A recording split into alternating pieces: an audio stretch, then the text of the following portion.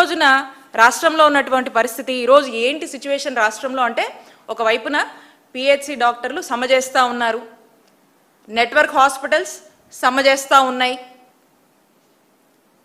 Tribal areas నుంచి మారుమూల ప్రాంతాల నుంచి అసలు డాక్టర్లు అక్కడ పనిచేయలేమని చెప్పేసి ఈ రోజున అందరూ కూడా రోడ్డెక్కి ఇంత పెద్ద సమ్మె వారం రోజులుగా కూడా చేస్తూ ఉంటే మరి ఈ ప్రభుత్వానికి ఏమీ కూడా కనిపించటం లేదు, ఇంత కూడా చలనం లేదు ఈ ప్రభుత్వంలో. దీన్ని బట్టి మనకు అర్థమవుతా ఉంది క్లియర్గా ఈ ప్రభుత్వానికి వైద్య ఆరోగ్యం పట్ల, ప్రజల ఆరోగ్యం పట్ల, ఆరోగ్య రంగం పట్ల ఏ మాత్రం కూడా చిత్తశుద్ధి లేదనేది మనకు స్పష్టంగా అర్థమవుతా ఉంది.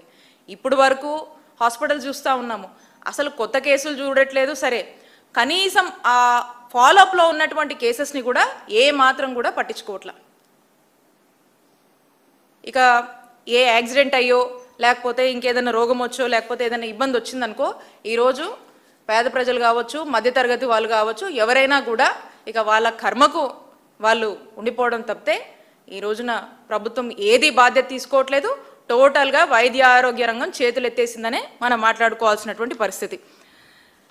ఎప్పుడు చంద్రబాబు నాయుడు గారి ప్రభుత్వం ఎప్పుడొచ్చినా కూడా అటు విద్యకు సంబంధించి కావచ్చు, వైద్యానికి సంబంధించి కావచ్చు, దేనికి సంబంధించినా కూడా ప్రజలందరూ కూడా అప్పులైపోవాలి, ఆస్తులు అమ్ముకోవాలి, నగలు అమ్ముకోవాలి, పొలాలు అమ్ముకోవాలి, స్థలాలు అమ్ముకోవాలి, అన్నీ అమ్ముకొని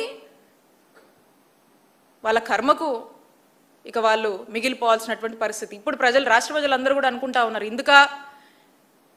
ఇందుక ప్రజలందరూ కూడా మీకు ఓట్లేసింది, ఒకసారి కూటమి ప్రభుత్వం మేల్కోవాలి, ఒకసారి ఆలోచన చేయాలి. ఎంతసేపు కూడా జగన్మోహన్ రెడ్డి గారు తీసుకొచ్చినటువంటి గొప్ప ఆలోచన చేసి తీసుకొచ్చినటువంటి ప్రభుత్వ మెడికల్ కాలేజెస్ని ప్రైవేటీకరణ చేయాలి. అలాగే ఆనాడు వైఎస్ రాజశేఖర రెడ్డి గారు ఆరోగ్యశ్రీని తీసుకొచ్చి ఈ జాతికి అంకితం చేస్తే దాన్ని ఇన్సూరెన్స్ మోడల్ అని చెప్పి మాట్లాడుతూ ఉంటారు. ఒకసారి మనం చూద్దాం, అసలు ఎన్నికల ముందు వీళ్ళు ఏం చెప్పారు. ఇదే ఆరోగ్యశ్రీ వీళ్ళు ఆల్రెడీ మా నాయకుడు జగన్మోహన్ రెడ్డి గారు దీని యొక్క లిమిట్ 25 లక్షల వరకు కూడా పెంచి ప్రతి కుటుంబానికి కూడా 25 లక్షల వరకు కూడా లిమిట్ని పెంచి వాళ్ళకు మనము చక్కటి వైద్య సేవలు అందిస్తూ ఉన్నాం. అలాంటి పరిస్థితుల్లో మరి వీళ్ళేదో ఆలోచించి వీళ్ళే వచ్చాక వీళ్ళేదో 25 లక్షలు లిమిట్ మేము పెంచి ఇస్తామని చెప్పి మాటలు చెప్పారు. మరి ఈ రోజున చూస్తే పరిస్థితి ఏంటి, మళ్ళా వీళ్ళే ఒక జీవో తీసుకొస్తారు, మళ్ళీ ఇన్సూరెన్స్ మోడల్ అని చెప్తారు, ఏదో హైబ్రిడ్ మోడల్కి వెళ్తున్నాము, అదే వాళ్ళకి బాగా వర్కౌట్ అవుతుందని చెప్తున్నారు. దాంట్లో మళ్ళీ ఏం చెప్తున్నారు, ఇది 2.5 లక్షల వరకే మేము ఇస్తాము, మళ్ళీ ఇంకేమైనా ఎక్కువ అవుతే అప్పుడు ట్రస్ట్ చూసుకుంటుందని చెప్తా ఉన్నారు. అంటే మీరు తీసుకొచ్చినటువంటి ఒక ఆలోచన మీద మీ స్టాండ్ ఏంటో మా క్లారిటీ లేదు, మీ స్టాండ్ ఏంటో మీకే క్లారిటీ లేదు, మీరు కన్ఫ్యూజ్ అవుతున్నారు, ప్రజల్ని కన్ఫ్యూజ్ చేస్తున్నారు. మనం చూసినట్టయితే మన దేశంలోనే నియర్లీ 17-18 స్టేట్స్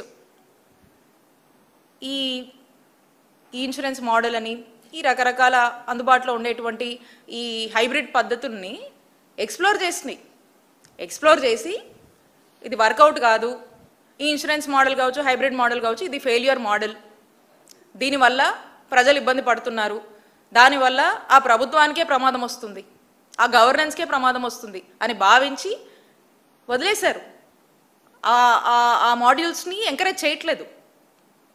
వాళ్ళే బయటికి మళ్ళీ వచ్చేసి సేమ్ యథావిధిగా ఆ రాష్ట్రంలో మళ్ళీ ట్రస్ట్ మోడల్లో వాళ్ళు నడుపుకున్నారు, ఇప్పటికీ అలాగే నడుపుతున్నారు.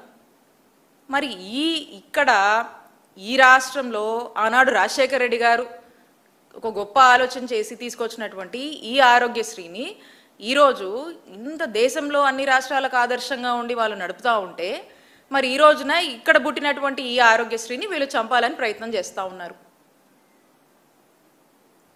ప్రభుత్వంగా ప్రజల పట్ల బాధ్యత వహించకుండా ఆ ప్రజల అనారోగ్యంతో చచ్చిపోతే అది ప్రభుత్వ హత్యే, ఈ కూటమి ప్రభుత్వం చేస్తున్నటువంటి హత్యగానే మనం భావించాల్సినటువంటి అవసరం ఉంది. ఈ విధంగా మరి ఒకవైపు చూస్తూ ఉన్నాము, ఇన్ని యాజిటేషన్స్ చేస్తూ ఉన్నాము, ఇంత పెద్ద ఎత్తున వ్యతిరేకత వస్తుంది? ఈ గవర్నమెంట్ మెడికల్ కాలేజ్ అన్నిటిని కూడా ప్రైవేటైజేషన్ చేయాలని చెప్పేసి ఎంతసేపు కూడా వాళ్ళ ఫోకస్ అంతా ఈ వ్యతిరేకతతో, ప్రజల యొక్క ఇబ్బందులతో, వైద్య విద్య అభ్యసించాలనుకునేటువంటి విద్యార్థుల బాధలతో ఏ కన్సర్న్స్ వీళ్ళకి పట్టవు. ఆరోగ్యశ్రీ ఈరోజు పనిచేయట్లేదు, నెట్వర్క్ హాస్పిటల్స్ బోర్డులు తిప్పేశాయి, సేవలు అందించట్లేదు, ప్రజలు హాస్పిటల్కి వచ్చి ఏడుస్తా ఇంటికి వెళ్ళిపోతున్నారు, చూడమని చెప్పేస్తున్నారు. ఏ అప్పో సప్పో చేసుకోలేక, అప్పులు దొరకక ఇబ్బంది పడతా ఉన్నారు. ఇంకేదో మెడికల్ షాప్లకు వెళ్ళి ఏదో మందులు వేసుకొని అడ్జస్ట్ అయ్యి ప్రాణం మీదకి తెచ్చుకుంటా ఉన్నారు. ఇలాంటి పరిస్థితుల్లో ఈరోజు రాష్ట్రం ఉంది. మరి ఇవన్నీ ఏమీ కూడా పట్టట్లేదు. ఒక రివ్యూస్ చేయరు. ఎక్కడన్నా ఏదైనా ఇబ్బందులు వచ్చి డెత్స్ కాజ్ అయినా, ఎక్కడన్నా విషజ్వరాలు వచ్చినా, ఇంకోటైనా ఎక్కడ ఏ డిజాస్టర్ మూమెంట్స్ జరుగుతున్నా హెల్త్కి సంబంధించి ఎక్కడా కూడా కాజు కనుకోరు, రీజన్స్ కనుకోరు, ఎక్స్ట్రా ఫెసిలిటీస్ ఇవ్వరు. అక్కడ ఏమన్నా అక్కడ రివ్యూ చేయడం కానీ, డిజీజ్ కాజ్ కనుక్కోవడం కానీ ఏటి మీద కూడా శ్రద్ధ లేదు. ఓన్లీ దేంట్లో బిజీగా ఉన్నారంటే పదే చెప్తా ఉన్నాము. ఎంతసేపు ఈ ఉన్నటువంటి ప్రజల ఆస్తిగా ఉన్నటువంటి ఈ ప్రభుత్వ రంగంలో మా నాయకుడు జగన్మోహన్ రెడ్డి గారు తీసుకొచ్చినటువంటి ఇవన్నిటినీ కూడా, డెవలప్మెంట్స్ అన్నిటినీ కూడా ఈరోజు ప్రైవేటైజేషన్ పేరుతో ఈరోజు ఒక స్కామ్ చేస్తూ సొమ్ము చేసుకోవాలని దాని మీద ఉన్నటువంటి ఫోకస్ ఈరోజు ప్రజలకు మంచి ఆరోగ్యము, వైద్య సేవలు అందించాలనే ఉద్దేశం లేనే లేదు. సో దాంట్లో ఫుల్గా బిజీగా ఉన్నారు. కాబట్టి ఏమీ కూడా పట్టట్లేదు. ఎన్నిసార్లు మనము ప్రజల తరఫున మనం ప్రశ్నించినా, ఎన్నిసార్లు